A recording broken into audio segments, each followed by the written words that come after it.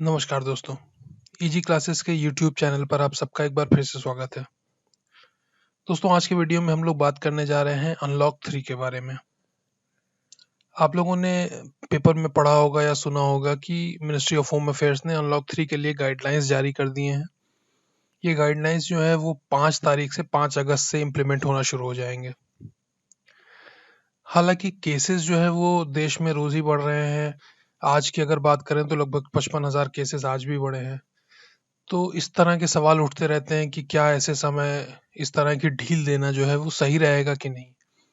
लेकिन एक point of view अगर अगर आप ये भी सोचिए कि इकोनॉमी को हमेशा के लिए बंद नहीं किया जा सकता है, बहुत लंबे समय के लिए बंद नहीं किया जा सकता है, क्योंकि जो छोटे बिजनेसमैन हैं, जो इस तरह के लोग हैं जिनको रोज कमाना और खाना है, उनके लिए जो है ये बहुत बड़ी समस्या हो जाती है। तो इसीलिए सिर्फ भारत में ही नहीं, दुनिया भर में देशों ने धीरे धीरे करके अपनी इकोनॉमी को खोलना शुरू कर दिया है। लेकिन जहाँ भी इकोनॉमी खुल रही है वहाँ पर स्ट्रिक्ट गाइडलाइंस दी गई हैं और उनको फॉलो किया जा रहा है। कोशिश ये है कि कोरोना वायरस का संक्रमण जो है वो कम से कम फैले, और कोशिश ये भी की जा रही है कि जब तक वैक्सीन डेवलप नहीं हो जाती है तब तक धीरे धीरे करके ही इकोनॉमीज जो है वो देशों की चलती रहें, ताकि बहुत बड़ी समस्याएं जो है वो आगे जाके ना आए। तो दोस्तों फिर आज के वीडियो में हम लोग अनलॉक 3 के बारे में बात करेंगे। स्पेसिफिकली जो जो गाइडलाइंस दी गई हैं उन पर चर्चा होगी। इसके अलावा क्या छूट दी गई है उस पर बात करेंगे। ये सारी चीज़ें जो है हम लोग आज के वीडियो में डिस्कस करेंगे। तो फिर आइए आज का वीडियो शुरू करते हैं। अनलॉक 3। तो जैसा कि मैंने आपको बताया, वेडनेसडे को मिनिस्ट्री ऑफ होम अफेयर्स ने अनलॉक 3 के लिए गाइडलाइंस जारी कर दी हैं। इसमें जो सबसे बेसिक चीज़ है वो ये है कि अभी तक प्रोविजन ये हो गया था कि 9 बजे से रात में 9 बजे से सुबह 5 बजे तक मूवमेंट पर पूरी तरह से रिस्ट्रिक्शन था। मतलब कि इस समय जो है वो कोई भी आ जा नहीं सकता था कहीं पर। सिर्फ इमरजेंसी पर्पसेस के लिए ही जो है वो लोग घर से बाहर निकल सकते थे। अनलॉक 3 में सबसे पहला जो प्रोविजन किया गया है वो यही किया गया है कि जो नाइट कर्फ्यू था, रात में लोगों के निकलने पर पाबंदी थी, उसको हटा दिया गया है। इसके अलावा जिम्नेजियम मतलब कसरत खाने जो होते हैं, इसके साथ ही साथ योगा इंस्टीट्यूट जो होते हैं जहाँ पर योगा सिखाया जाता है और कराया जाता है, इन सारी चीज़ों को भी खोलने की इजाज़त अनलॉक 3 में दे दी गई है। मैंने आपको पहले ही बताया, अगस्त 5 मतलब 5 अगस्त से ये चीज़ें इम्प्लीमेंट होना शुरू हो जाएंगी।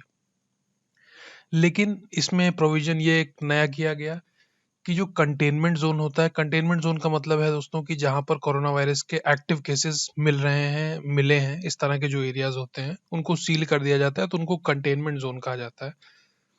तो जो कंटेनमेंट जोन है वहां पर जो लॉकडाउन का एनफोर्समेंट है वो 31 अगस्त तक उसको बढ़ा दिया गया है।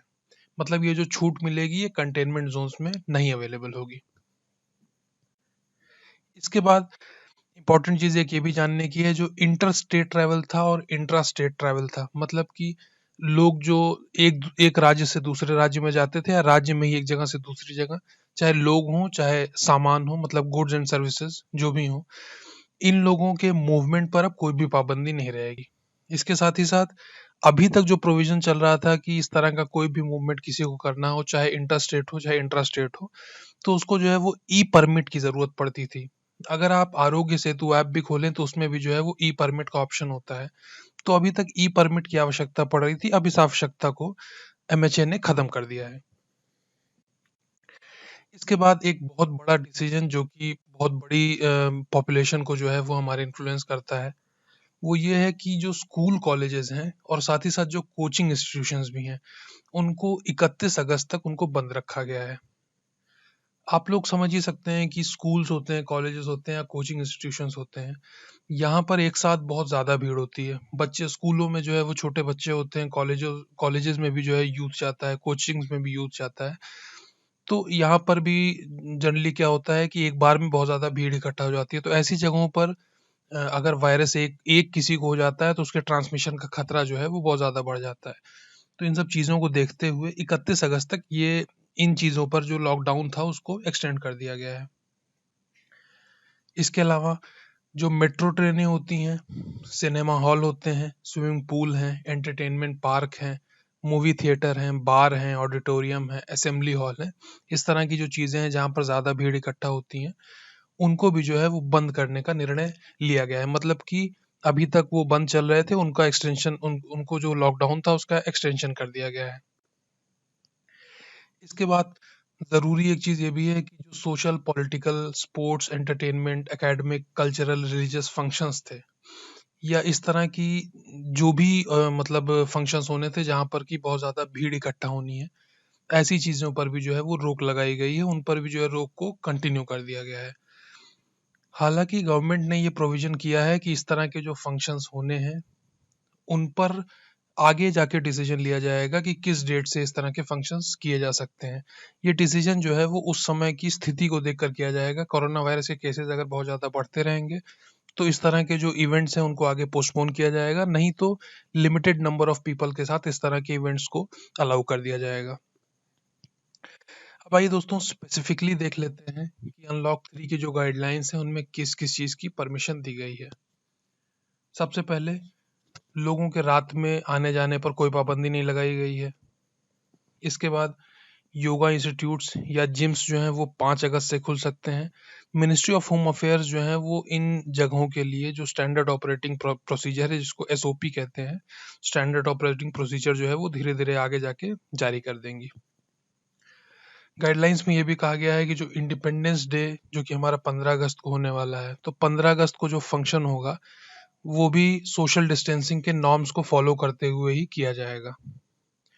इसके बाद इंटरनेशनल ट्रैवल जो है मतलब कि हवाई यात्रा जो होती है उसमें भी परमिशन दी गई है, लेकिन खाली वंदे भारत मिशन के तहत ही। तो दोस्तों ये बात करते हैं अनलॉक 3 में किन चीज़ों पर पूरी तरह से प्रतिबंध है। सबसे पहले तो मेट्रो रेल सर्विसेज बंद रहेंगी। इसके बाद जैसे हमने पहले चर्चा की जो भीड़ भाड़ वाले स्थान हैं जैसे कि सिनेमा हॉल्स हो गए, स्विमिंग पूल हो गए, पार्क हो गए, मूवी थिएटर हो गए, बार हो गए, ऑडिटोरियम, असेंबली हॉल, इस तरह की जो भी चीज़ें हैं जहाँ पर भीड़ इकट्ठा हो सकती हैं, उस पर भी जो है वो पूरी तरह से प्रतिबंध रहेगा। इसके बाद जो भी फंक्शंस होते हैं जैसे कि शादी विवाह का फंक्शन हो गया, कोई पॉलिटिकल रैली हो गई, कोई स्पोर्ट्स इवेंट हो गया, इस तरह के जो भी फंक्शंस हैं जहाँ पर भीड़ होती है, उनको भी जो है वो पूरी तरह से प्रतिबंधित किया गया है। इम्पोर्टेंट चीज़ एक और भी है कि वल्नरेबल पर्सन्स जो हैं, ये इस बारे में हमने पहले भी बात की थी जब हमने गेटेड कम्युनिटीज़ पर एक वीडियो किया था कि 65 साल की उम्र के जो भी जो है वो लोग हैं, उनको इसके साथ ही साथ कोमॉर्बिडिटी वाले लोग मतलब कि जिनको और कोई सीवियर बीमारी है जैसे कि हार्ट डिजीज़, डायबिटीज़, इस तरह की बीमारियाँ, गर्भवती महिलाएं या 10 साल से उम्र के कम के बच्चे, इन लोगों के लिए गाइडलाइन कहती है कि इन लोगों को कोशिश करनी चाहिए कि पूरी तरह से जो है वो ये घर पे ही रहें और बाहर निकलने की कोशिश ना करें, क्योंकि ये लोग जो है वो जैसा कि नाम से ही पता लगता है वल्नरेबल हैं।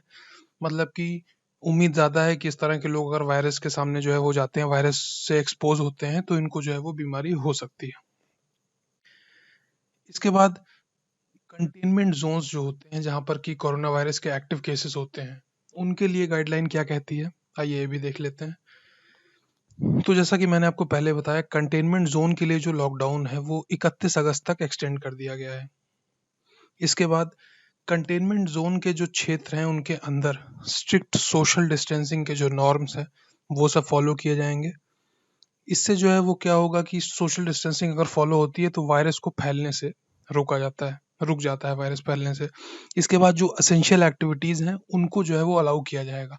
अगर आपके आसपास कहीं कंटेनमेंट जोन्स हों तो आपने देखा होगा कि वहाँ पर वैसे तो सारी चीज़ें बंद रहती हैं, लेकिन किराने की दुकानें, दूध, दवा, इस तरह की जो बेसिक फैसिलिटी होती हैं जिनको एसेंशियल सर्विसेज कहते हैं, एसेंशियल एक्टिविटीज़ कहते हैं, उनको जो है वो परमिशन दी जाती है। तो वही चीज़ जो है वो 31 अगस्त तक अभी भी फॉलो की जाएगी।